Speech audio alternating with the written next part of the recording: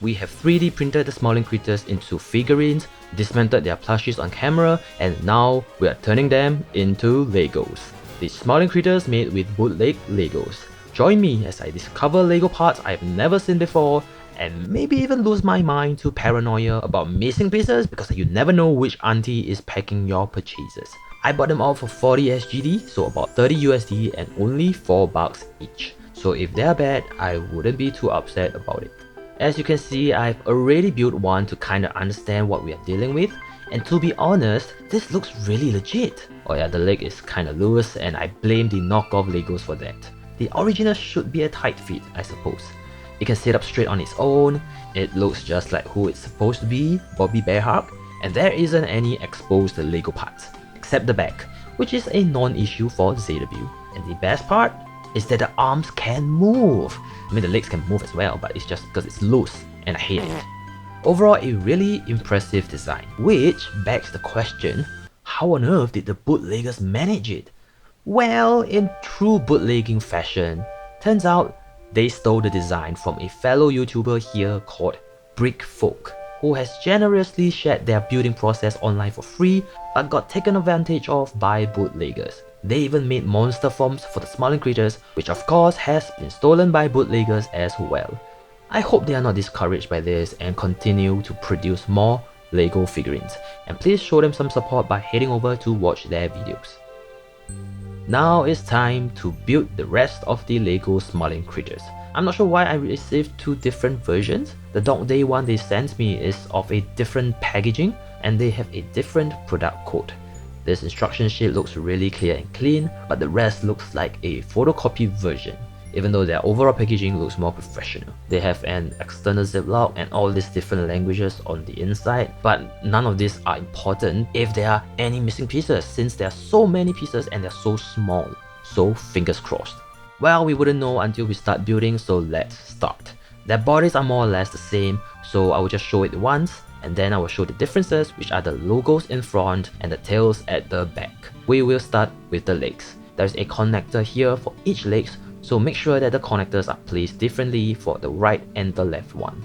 Then the body starts with a base that is subsequently built upwards.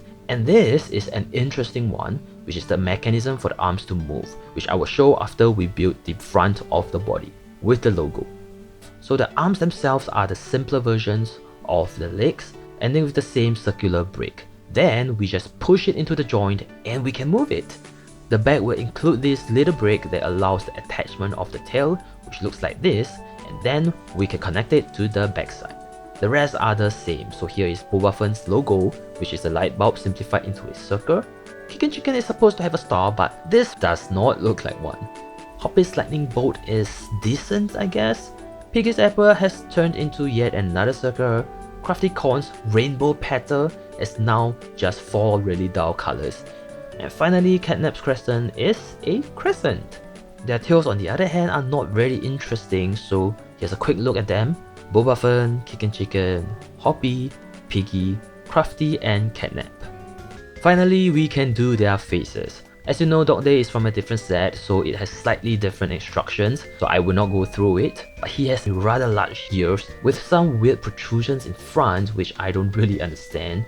But I do like the brown brick for the eyes here, which is something I missed out on when I painted my figurine.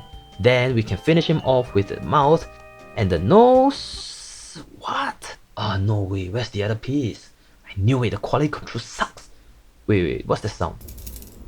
Okay, turns out half the nose was stuck inside this grey piece. Like, are you serious? So okay, there's no missing piece, thank god. Now we have two smiling creatures. Huh? The eyes are different. What's... So that's the difference between these two sets. Come on, I cannot take it. Also, the mouth is all scratched up and it's really getting to me. I really hope the rest isn't that bad. The next one is Bubbaphant, and there is actually a similar pattern to these heads, starting with the base, a black center, which is surrounded by grey bricks, 2 layers of them, then we slap on some smooth plates for the back, and then we can work on the sides, which are the ears, accompanied by some smooth curved bricks. Do the same for the other side, and we can start building things up from above. Finish up the ears, cover up the break patterns with smooth pieces, and we can work on the face, like the nose. Oh wait, since the nose is blocking it anyway, I think we can swap the black piece with DogDay to make things nicer. Oh yes, it's perfect. And then with the eyes, we are done. Wait, why are there extra pieces? Oh, I forgot about the side. 3 down, 5 more to go. The next one is quite interesting because it's the only asymmetrical one, KickinChicken. Similarly, a base surrounded with grey bricks, cover the back with some smooth bricks, then we can move on the side. And this side is all the way smooth, but flip to the other side, we are going to leave a gap here for the hair. Build the rest of the hair with this really interesting sharp piece that I have never seen before in my life. And then we have a hanging piece for the side of his hair. So cool. Then it's the same, we can put his nose. Wait, missing piece again? Oh, I'm shaking and there's nothing inside. Oh wait, it's hiding here. Checking back on the footage shows that it fell onto the ziplock when I was pouring the pieces out, and it has been chilling there for the entire time. And with that, we are halfway there. Hoppy is another interesting one because she has long ears, and I'm curious how they are going to make it. Alright, let's pour things out carefully this time to make sure nothing flies away. Okay, I see. So the ears are supposed to connect with this piece. So let's make the ears first. This is half of one ear. Then we add this weird connector. Let me take a closer look. Okay, apparently it's meant to be like this. Then we build up the second half as such. But they are actually quite loose because they are not snapped together. Build the other ear and we can finish off with the face. Picky Piggy is really normal, nothing much honestly. We built up her face and ended up with 2 extra pieces again, which turns out to be something by the side of her ears. And that's it. Crafty Corn is quite unique because she's the first one with a long break on her head, which turns out to be her tiny little ears. I was so excited to put her horn up that I accidentally forgot an entire layer of break, so I had to dismantle the top and rebuild it. But it's fine, we did it successfully, even though there's yet another extra piece left. And finally, we have CATNAP. By now, we are experts at making Lego small creators. I don't even need to refer to the instructions.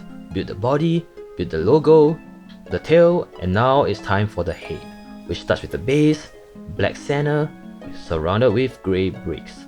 Layer them up, layer them up, layer them... What the? Oh wow! Another piece stuck inside. It's so crazy how often this is happening, guys. Layer it up, smooth up the back. Ah, there you are.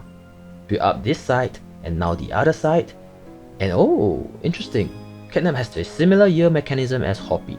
So we have to build the ears separately, kinda like a smaller version of Hoppy's ears. And now we can attach them both. Build the face, add in the eyeballs, which looks really grey, but I really can't be bothered anymore. And we are done. So what do you think? Will you buy these bootleg Legos to build your very own smiling creators?